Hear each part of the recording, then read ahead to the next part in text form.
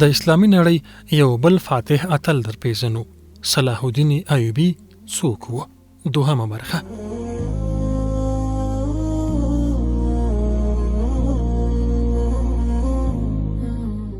کله چې مصر ته داخل شول او د زرقام لښکرو ته ماتې ورکړه، نو شاور 10,000 دیناره د جور په لاس اصلالدین شورکو ته وړاندې کړل چې دا ساسو د زحمت بدله ده او قبول یې کړئ.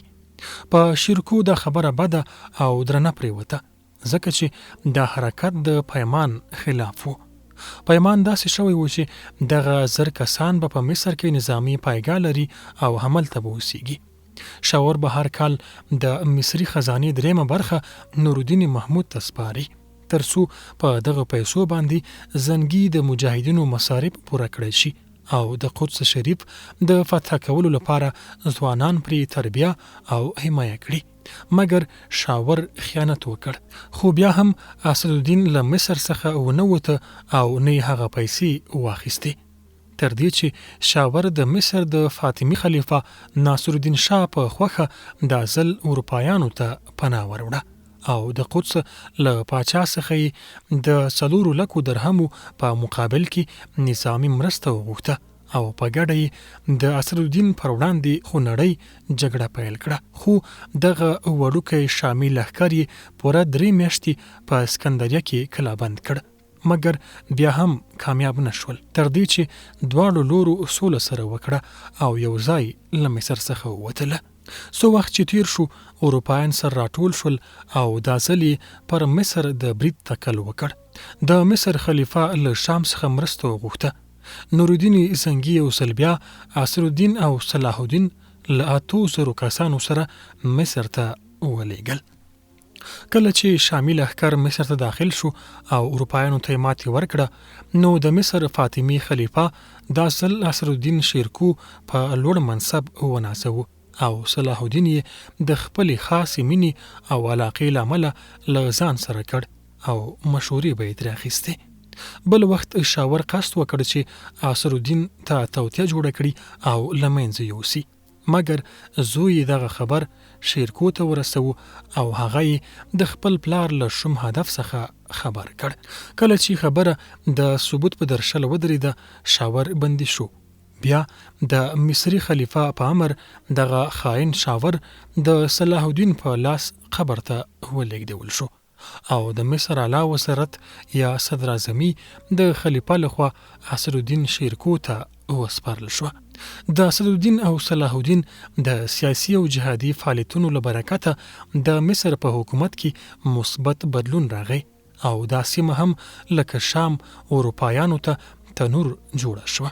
څو وخت وروسته اسدالدین مریض شو او ورپسې وفات شو، نو خلیفه دغه منصب صلاح الدین ته وسپاره. خو ځینو شامي امیرانو لکه قطب الدین، دولت لاروغي او معز الدین ته د کشر صلاح الدین پر غاړه دغه لوړ منصب مزه ورنه کړه او شام ته لاړله.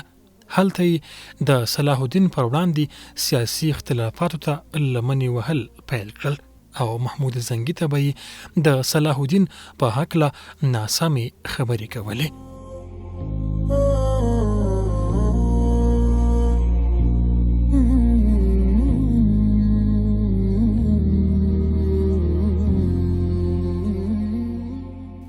نورالدین زنګي به پرلپسې صلاح الدین ته لیکونه استول چې باید د مصر او شام حکومت یو او امیر هم یو شي.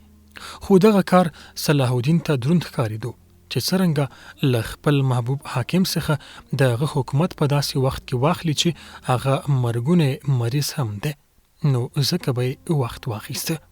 خو د صلاح الدین دغه موقف نورالدین محمود ته شکونه پیدا کړل او داسې فکر یې وکړ چې ګنې صلاح الدین به په مصر کې استقلال اعلان کړي. خو په هر صورت صلاح الدین د سخت فشار له امله مجبور کړل شو او خطبه یې د محمود زنګي په نوم ولوسته. معنا دا چې د مصر او شام حکومت یو او په بغداد پسې وتړل شوله.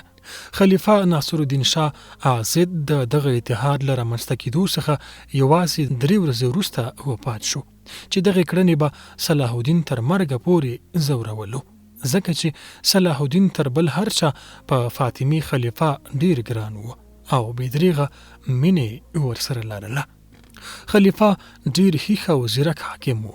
صلاح الدین ته یې ویلي و چې ته به خامخا زما حکومت زما په ژوند له ما څخه اخلي. اوس خو مې ته حال ګوري چې زه مریض یم، نو دومره مې پرېږدي چې د امیر المؤمنین یا خلیفه المسلمین په توګه له دې نړۍ څخه سترګې پټې کړم. مګر صلاح الدین مجبور کړل شو او رښتیا یې هم د ده په ژوند له خلافت څخه عزل کړ، خو نه د ځان لپاره بلکې دا کړنه د پاچا زنګي د فشار له امله وه. کله چې د مصر خلیفه وفات شو نو په لنډ وخت کې د پلار نجم الدین او څه وخت وروسته عادل پاچا نورالدین زنګي هم پسې وفات شول. د محمود زنګي له وفات څخه وروسته د شامل لښکر امیرانو حکومتي پوسټونه تر خپل منځ سره وویشله، مګر قاضي کمال الدین مخالفت وکړ او له هغوی څخه یې وغوښتل چې باید د نوي حکومت په تشکیل کې سلطان صلاح الدین هم حضور ولري. مګر ابن مقدم یا شمس الدین چې د فوز مشر و له لږ مناقشې وروسته د هو په توګه سر ورته وښورولو چې دا کار به وکړي انشاءالله. بیا ټولو امیرانو د محمود زنګي له وړوکي زوی صالح اسماعیل سره بیعت وکړ. کله چې اروپایان د محمود زنګي له وفات او د شامي امیرانو له خپل منځي اختلافاتو څخه خبر شول نو یې په بنیاس برید وکړ او کلا یې محاصره کړه. ابن مقدم له فوج سره ور ووت، خو له اروپایانو سره یې د جګړې پر ځای د 1,00,000 دینارو په بدل کې اوربند وکړ چې دغه کړنې په مجاهدو امیرانو او قضاتو باندې بد اثر وکړ. ان تر دې چې په وړوکي اسماعیل هم دا خبره درنه پرېوته او شمس الدین یې تهدید کړ.